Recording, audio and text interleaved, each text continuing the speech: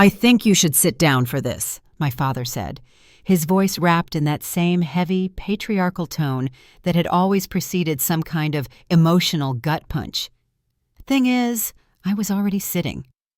The dining room in the Bennett estate hadn't changed in decades. Same polished cherrywood table with water rings Mom had spent 30 years trying to erase. Same stiff-backed chairs that always made family dinners feel more like court hearings. Same faded oil painting of Grandma Louise staring down at us like she could smell disappointment from the grave. I leaned back in my chair, the one I always sat in as a kid, the one across from the window where I used to sneak glances at the stars when dinner dragged on too long.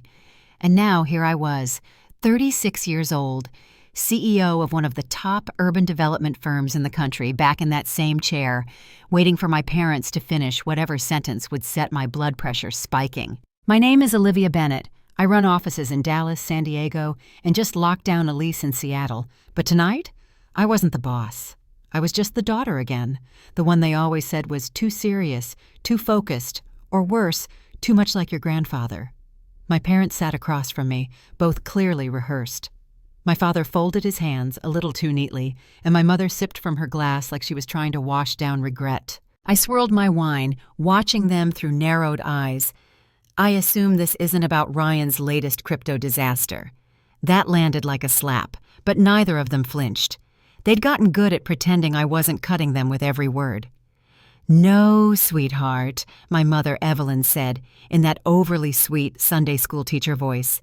"This is about the house." Just like that, my whole body went cold. The house. That's all she had to say. The Bennett estate wasn't just a house. It was the soul of our family. 3 stories of Southern colonial architecture nestled in the historic district of Savannah, Georgia. White columns, wraparound porch, magnolia tree I planted when I was 9 with Grandpa Jack. Every floorboard, every staircase, every creak of the hallway had meaning. It was the place I built my first business plan on the back of a napkin in the sunroom. It was where I nursed heartbreak and mapped out million-dollar blueprints in my head. And now? Now it was a topic of discussion. My father, Richard, cleared his throat. "Your mother and I have been talking about the future of the estate, and after long consideration, we've decided it's best if we pass it on to Ryan." I blinked. My wine glass froze midair. "You're giving the house to Ryan?" It wasn't a question. It was a statement, a confirmation of the betrayal I had seen coming, but still wasn't fully prepared for. My mother nodded, clasping her hands like she was praying I wouldn't explode. "He's making changes, really turning his life around. He's even got plans to convert part of the garden into a greenhouse, something sustainable, and with the baby on the way." Of course, the baby, the magic fix-it ticket, the excuse that gave failure a second chance. My brother Ryan is 33, a former DJ, failed crypto entrepreneur, and recent taco truck owner, Wrap It Up, which went under in under 6 months. He's charming when he wants to be, reckless by nature, and habitually allergic to consequences. And this was who they were entrusting the family legacy to. "He's trying," my father added. "He's really trying this time." "And I'm not?" I said, sharper than intended. "That's not what we mean," Mom said quickly. "But you have your career, your company, your projects." There it was, that word again, projects. They used it like a polite way of saying distraction. Say, like the hundreds of millions I'd managed, the properties I'd developed, the lives I'd changed, were just temporary hobbies until I finally settled down and stopped being such a workaholic.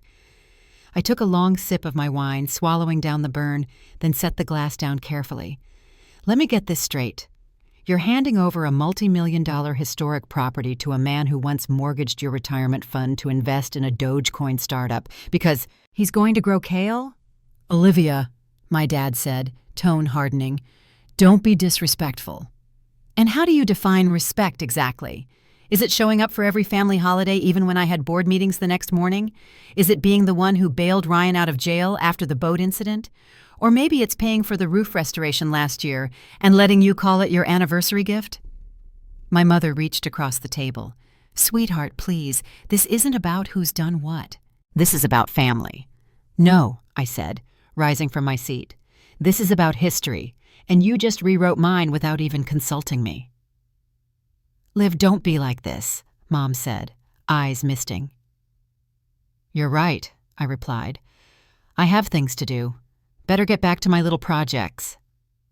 I grabbed my purse, and as I walked through the foyer, heels clicking like gunshots against the hardwood, I pulled out my phone and sent a single text to Jasmine, my COO. "Greenlight Bay Ridge District, full scale. Don't hold back." They didn't know. No one knew. For the past 6 years, I had been quietly, methodically buying every parcel of land surrounding the Bennett estate, through shell companies, off-market cash deals, rezoning petitions signed under the radar. I bought the gas station, the bookstore, the auto shop my father once complained ruined the neighborhood's charm. Piece by piece, I had taken the entire block, not because I wanted to destroy them, but because I knew one day they'd forget who I was. And when they did, I'd remind them, loudly, publicly, and permanently. The house might have been my childhood dream, but I was about to build something far more powerful, a legacy they couldn't ignore, control, or take away. 3 weeks. That's how long it took for my parents to pretend I hadn't walked out of their dining room like a ticking time bomb. No follow-up, no call, no email. Just a passive-aggressive group text with a blurry photo of Carly's baby bump and a caption that read, "Can't wait to meet our little miracle. Grateful family first." I didn't reply. What was I supposed to say? "Congrats on giving the house to the guy who once traded his entire 401k for an NFT of a raccoon in sunglasses?" Let them play house.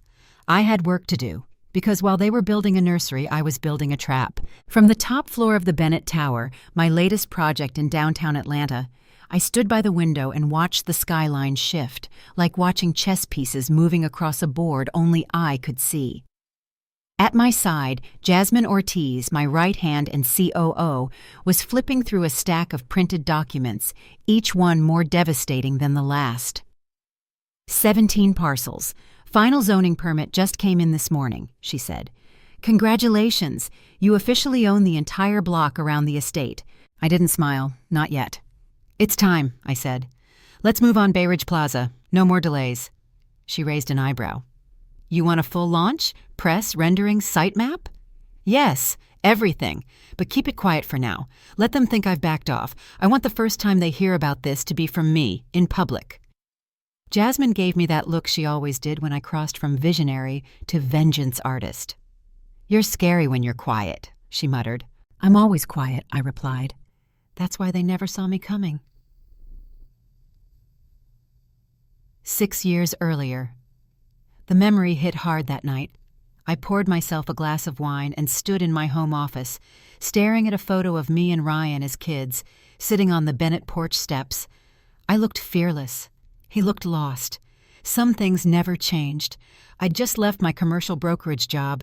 I was 30, burned out, brilliant, ready to build something real. When I told my parents I was launching my own firm, my father chuckled like I'd said I was going to start a pottery Etsy store. "You've always been so intense," he said, swirling his whiskey. "Not everything's a competition, Liv." "But building something matters," I told him. "It's about ownership, legacy, control." He waved me off. "Ryan's thinking of opening a barbershop chain for dogs. That's more your style, creative, low risk." That night, I used the last of my savings to buy a condemned warehouse on the edge of Bay Ridge District. No investors, no backup, just instinct. 3 months later, I flipped it for double. That was the first domino. Back to present.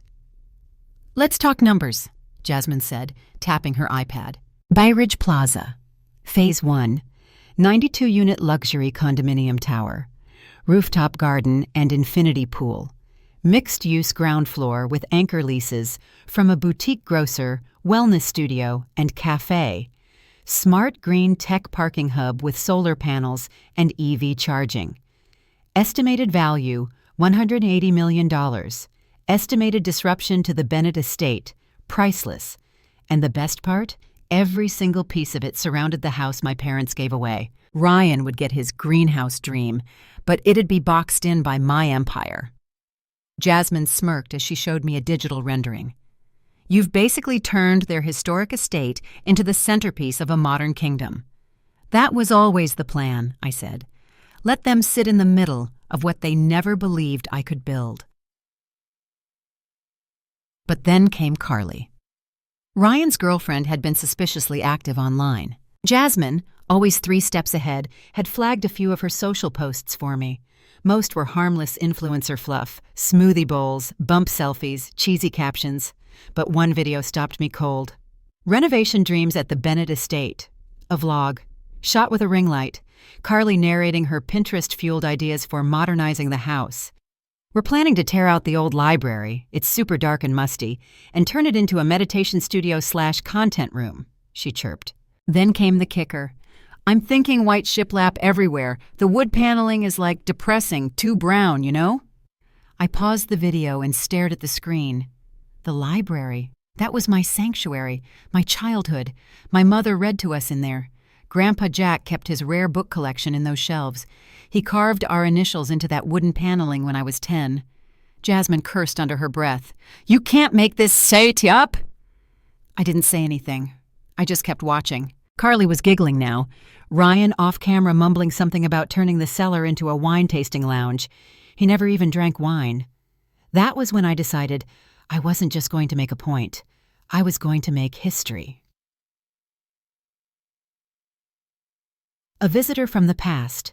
The next morning, I was heading out when my doorman flagged me down. Miss Bennett, there's a woman asking for you. Says it's important. Wouldn't give her full name. I walked into the lobby and saw her instantly. Elegant suit, silver hair, posture like she used to run a courtroom. Olivia Bennett? She asked. Yes, she extended her hand. My name is Margot Langley. I was your grandfather's legal counsel for 15 years. I blinked. Margot? From the foundation? She smiled. He always said you'd remember. What are you doing here? She reached into her bag and handed me a manila envelope. I think you'll find this interesting. Your grandfather added a stipulation to the estate deed in 2003, one your parents either ignored or never bothered to read. I opened the file, scanning quickly. Legal language, conditions, footnotes. And then, there it was. The property known as Bennett Estate may not be transferred to any heir unless said heir has maintained financial independence for no less than 3 consecutive years, with documented income and no outstanding debt. I looked up, stunned. Ryan doesn't qualify, I said. Margot nodded. Not even close. Why are you telling me this now? She looked me dead in the eye. Because your grandfather believed in earned legacy, not inherited convenience. He told me, if they ever forgot what that meant, I was to remind them. I took a deep breath. Thank you. She smiled softly. Make it count. That night, the rooftop, back at Bennett Tower, Jasmine poured us each a whiskey and passed me the deed clause again. This changes everything, she said. Legally, they can't give the house to Ryan. I shook my head. Doesn't matter. They already tried. The damage is done. So, what now? I stood at the edge of the rooftop, looking out at the district I now controlled, at the glow of the construction lights flickering like stars in motion. Now? I said quietly. We let them walk right into the spotlight. The Bennett estate had been many things over the years, elegant, historic, filled with soul. But I'd never seen it look like this. Tacky pink and blue balloon arches, Pinterest-worthy floral centerpieces, a Welcome Baby Bennett banner stretching across the columns like a suburban baby shower commercial gone rogue. Carly had turned my childhood home into a marketing stunt. There was even a live photographer snapping candids for what I assumed would end up as an Instagram carousel with the caption, "Our next chapter begins here, Hatch Bennett, Legacy." I pulled up to the driveway in a sleek black SUV. Stepping out, I straightened my blazer and walked past the valet station without acknowledging the man holding out the clipboard. I wasn't here to be welcomed. I was here to make them remember. Inside, the house was buzzing with voices and the clinking of champagne glasses. My mother saw me first.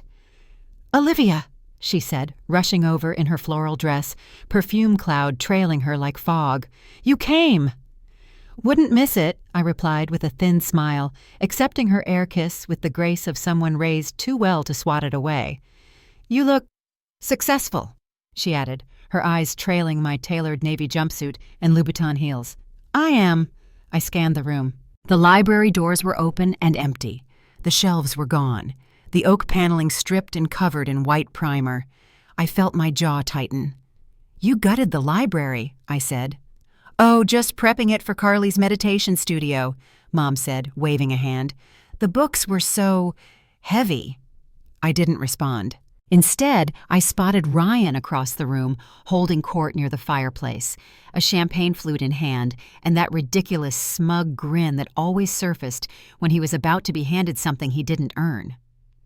Carly stood next to him in a pink satin maternity dress, gently resting a manicured hand on her belly like she'd seen in lifestyle blogs. Her hair was styled in soft waves, her makeup perfect. She looked like a woman who had just conquered something. And maybe she had. "Ladies and gentlemen," my father's voice echoed through the crowd, his glass raised. "May I have your attention, please?" I moved closer, slipping in behind a group of family friends and real estate mentors who had once dismissed me at barbecues for being a bit too ambitious. "As many of you know," my father began, "the Bennett estate has been in our family for generations. And today, Evelyn and I are thrilled to announce that we are officially passing it down to our son, Ryan." A polite applause filled the room. Ryan looked like he was holding in a laugh of disbelief. Carly wiped a fake tear. "Ryan has shown such promise lately," Dad continued. "He's growing into a leader, a father, and someone we're proud to entrust with our legacy." I waited until the last clap died out. Then I stepped forward, glass in hand. "If I may," I said, voice clear, calm, and cutting through the room like a warm knife through a cold cake. The chatter stopped. Dozens of heads turned.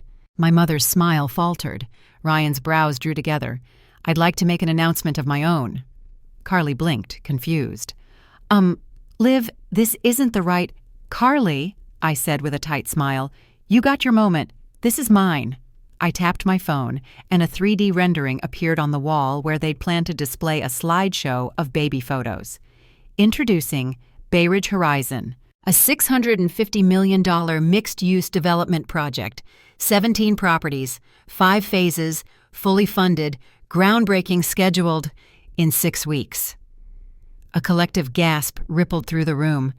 The images rotated: luxury condos, rooftop gardens, high-end retail, community space, green tech facilities. "And this," I said, gesturing to one slide, "is where your estate will sit, right in the center, a historic anchor surrounded by progress." My father's mouth opened and closed like a fish. My mother looked faint. Ryan just blinked. "Wait, what?" he muttered. I turned toward the crowd, ignoring him. While my family focused on preserving the past, I was quietly building the future, acquiring every property around this estate, rezoning, planning, investing. I paused, then delivered the line I'd been saving for months. "You gave Ryan a house. I built a city around it." Silence, then murmurs, then the sound of someone coughing into their champagne. Ryan stepped forward, his voice rising. "You can't do this. This is our family home." "No, Ryan," I said, turning to face him fully. "It's a building, a structure. What you do with it, that's legacy. And while you were dreaming about putting greens and Instagram studios, I was building infrastructure." "But this'll ruin the neighborhood," my mother finally gasped. "That's the point," I said. "It's not about preservation anymore. It's about purpose." Carly stepped in. "There are permits, restrictions. We'll fight this." I smiled. "By all means. But maybe check the deed first." I pulled a small stack of papers from my bag and handed it to my father. "Page 3, Clause 6. Drafted by Margot Langley. You remember her, right? Grandpa Jack's attorney." His hand shook as he scanned it. My mother read over his shoulder and went pale. "You never read the deed," I said softly. Grandpa made sure the estate couldn't be passed to someone who hadn't demonstrated long-term financial stability. Ryan's mouth opened. You're lying. Am I? I looked at the crowd. Let's put it this way. Ryan, when was the last time you held a job for more than 3 months? Paid rent on time? Had a credit score over 600? He said nothing. I turned back to the audience. This estate cannot legally be transferred to him. Gasps again. Someone whispered, "Oh my God." My father looked at me. You planned this. From the moment you called my company a collection of little projects. I left the party with a single sip left in my glass and a round of shocked stares following me out the front door. Outside, I paused at the top of the steps, looking back at the house one more time. The lights in the library glowed softly behind white primer-coated windows. They'd erased the wood. But I'd carved my initials somewhere deeper, and I was just getting started. The fallout began before the last champagne flute hit the table. By the time I arrived at my office the next morning, Jasmine already had a line of emails flagged, missed calls logged, and a post-it on my desk that read, "Your brother's downstairs, refuses to leave." I sighed and tossed my coat onto the back of my chair. "Give me 5, I told her. She nodded and disappeared down the hallway. I closed my eyes, centering my breath. This wasn't going to be pretty. Exactly 4 minutes later, Ryan burst through my office door like he owned the place. He didn't knock. He never did. "Are you seriously doing this?" he snapped, eyes wild, tie askew, hair unbrushed like he'd slept in his car. I didn't look up right away. I let him stew. "You lied to them," he said louder. "You blindsided everyone. You humiliated me in front of our whole family." I finally met his eyes. Correction, I revealed the truth you hoped no one would read. And I did it with a PowerPoint. That's hardly humiliation, it's just good business. This isn't a game, Liv. No, Ryan, it's not. It never was. You just never treated any of it like it mattered. He started pacing. "Do you know what Mom said when we got home last night? She said she was embarrassed. Said she didn't know who you were anymore." I raised an eyebrow. "She didn't know who I was years ago. She just didn't want to admit it." "You're punishing them," he growled, "for not seeing you. For choosing me." I stood slowly, walking around my desk. "They didn't choose you. They rescued you. Again, and again, and again. And this time, they did it with something that should have been earned, not handed over because you managed to keep a girlfriend for more than a year." He flinched. Good. I pulled open a drawer and removed a navy folder, slid it across the desk to him. He didn't touch it. "What's this? Another ambush?" "A job," he snorted. "You're joking." "I'm not." He stared at the folder. Suspicion narrowed his eyes. "What's the catch?" "There isn't one." "You expect me to work for you? Just what? Come in, smile, take notes?" "No," I said, crossing my arms. "I expect you to earn something for the first time in your life." His lips tightened. "You'll report to my project manager," I continued. "Not me, no special treatment. If you're late, you're benched. If you screw up, you're replaced. You'll be the community liaison for Bay Ridge Horizon. Face of the development. That means real outreach, real feedback, real hours." He still didn't move. "The pay is competitive," I added, "and the health insurance doesn't suck." He finally picked up the folder and flipped it open. His brow furrowed as he scanned the details. Then he glanced up at me. "Why?" he asked, voice softer now. "Why give me this after what I did?" I took a long breath. "Because I'm not trying to destroy you, Ryan," I said. "I'm trying to build something that matters. And whether you want to admit it or not, you're part of it." His jaw flexed. "This feels like pity." "This isn't pity. It's a final chance. One I shouldn't have to give. But I am. Because despite everything, I want you to succeed. But this time, you'll have to want it too." He stared at the contract for a long time. Then he nodded once, stiff and silent. "When do I start?" he asked. "Monday, 8 a.m. Don't be late."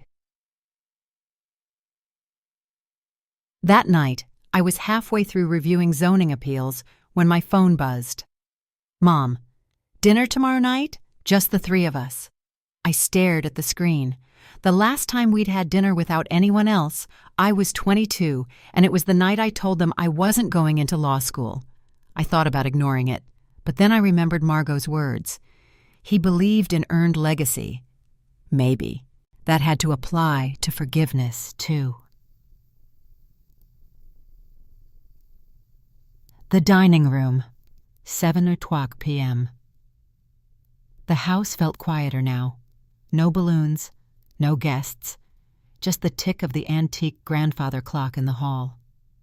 My father stood when I entered. "Thanks for coming." "I wasn't sure I would," I admitted. My mother stepped forward. She looked older, like someone had removed the filters from her face overnight. Her makeup was lighter, her expression sincere. "We owe you an apology," she said, "for more than just the house." I sat down across from them, folding my hands. Dad cleared his throat. "When your grandfather passed, he told us 2 things. 1, never sell the house. 2, don't forget Olivia's not a branch off the family tree. She's the roots now." He swallowed. "We didn't listen." Mom nodded. "We thought we were doing the right thing, protecting Ryan, keeping the family name going through a boy, and somewhere along the way, we stopped seeing what you were becoming." My chest tightened. "We didn't ask about your projects," she continued, "because deep down, we didn't want to know how big they were, how far you'd gone without us." I said nothing. Let the silence sit. "Why didn't you tell us?" she finally asked. "About the district, the investments, the properties." "Because it wouldn't have mattered," I said softly. "You'd already decided I didn't need your approval, so I stopped waiting for it." "You know," Dad rubbed his temple. "We deserve that." I reached into my bag and pulled out the tablet, swiped through renderings, maps, community plans. I placed it in front of them. "This is Bay Ridge Horizon, the real version, not just the stunt at the party." They leaned in. My mother gasped at one of the designs. My father squinted at a line graph. "You did all this?" he asked. "With a team," I said. "But yes, this is my vision." My mother touched the screen. "It's beautiful." Yeah, and for the first time, I believed she meant it. Dad leaned back. "We want to be involved." I blinked. "What do you mean?" "As investors," he said. "Not as parents. As partners.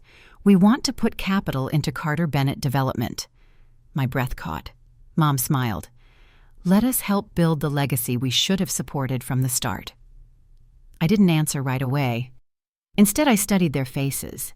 Not the ones I'd seen at graduation or at the last awkward family Thanksgiving, but the ones in front of me now, stripped of pride, full of intention. Maybe, just maybe, they were starting to understand. Later that night, as I stepped out of the house, my phone buzzed. It was Ryan. "Ryan. So, business casual Monday or full-on suit?" I smiled for the first time all day. "Me. Business casual. And show up 15 minutes early. Jasmine doesn't do late." 3 months later, I stood under the early autumn sun, the wind tugging gently at the hem of my black sheath dress as I adjusted the microphone on the podium. In front of me was a sea of folding chairs, white cushions, satin bows, occupied by city council members, real estate investors, small business owners, and neighborhood leaders. Behind me towered the newest jewel in my crown, Bay Ridge Horizon, a soaring 28-story mixed-use development that shimmered like steel ambition under the Georgia sun. And in the front row, my parents, sitting together, upright, quiet, proud. And next to them, clipboard in hand, tie straight, was Ryan. For a second, I just looked at them. Not because I needed validation, but because it was no longer something I resented. It was something I earned. "Good morning," I began, my voice clear, firm, and familiar through the speakers. "Thank you all for being here today, for showing up, not just to witness the ribbon cutting of another development, but to mark the beginning of something bigger." I paused, letting the breeze settle over the crowd. When I started planning Bay Ridge Horizon, I wasn't trying to change the skyline. I was trying to reclaim a voice, a place, a sense of purpose.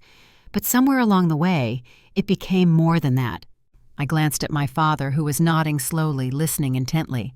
This project is about community, about progress, and about what happens when we stop asking for permission and start building what we believe in. There was a beat of silence, then applause, loud, sincere, not performative. When the noise died down, I added one last piece. And I want to especially recognize the efforts of our community engagement lead, Ryan Bennett, whose work with neighborhood stakeholders was instrumental in bringing this vision to life. I looked straight at him. He blinked, stunned, then offered a sheepish smile and nodded in gratitude. If you'd told me 6 months ago I'd be standing here, complimenting my brother in front of press and power suits, I'd have laughed. But things had changed. We had changed. Chatanadi.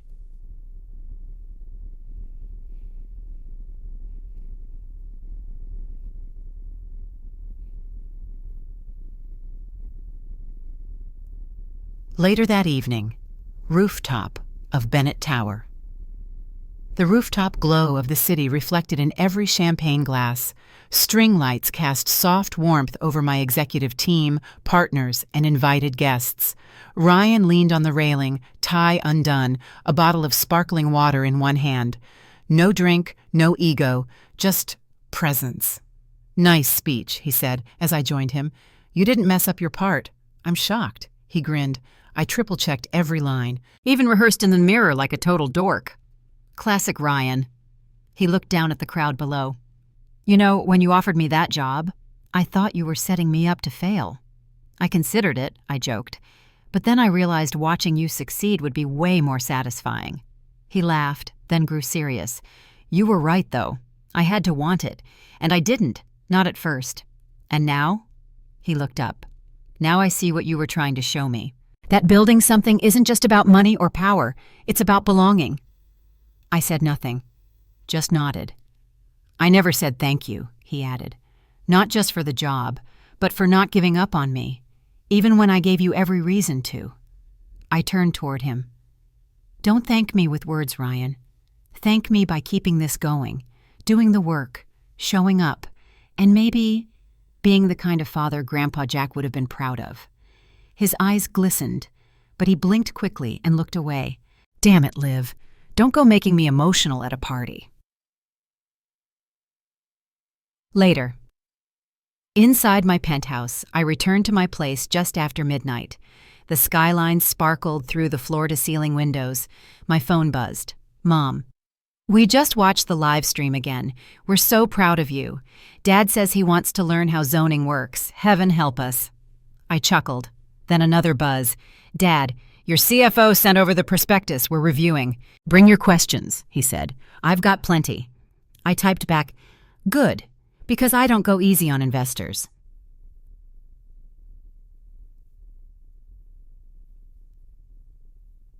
The next week, Ryan showed up early every morning. He learned city regulations, sat through brutal budget reviews, ate cafeteria lunches with construction foremen instead of influencers. He didn't ask for special treatment, and for the first time in his life, he didn't expect it. At one point, Jasmine pulled me aside. "I have to admit," she said, "your brother's better than I thought." "He surprises people." She gave me a look. "Including you?" "Especially me." Photo on my desk. A week later, Jasmine placed a framed picture on my desk without a word. I picked it up. It was from the ribbon cutting. Me, Ryan, Mom, Dad, Jasmine, the mayor. All of us standing together, backs straight, hands linked. No forced smiles, no PR poses. Just people. A family. Changed. Closing reflection. As I stood by the window that night, watching the city I helped shape hum below me, I finally let myself feel the weight of it all. The betrayal, the rage, the ambition, the loneliness, the building, the proving, the forgiving. This wasn't just about a house. It never was. It was about legacy. And sometimes the legacy you fight to preserve isn't the one you inherit. It's the one you create from scratch, with grit, vision, and a hell of a lot of patience. They gave my childhood dream home to my brother, but I built something far bigger. And this time, they chose me, not out of guilt, but out of respect.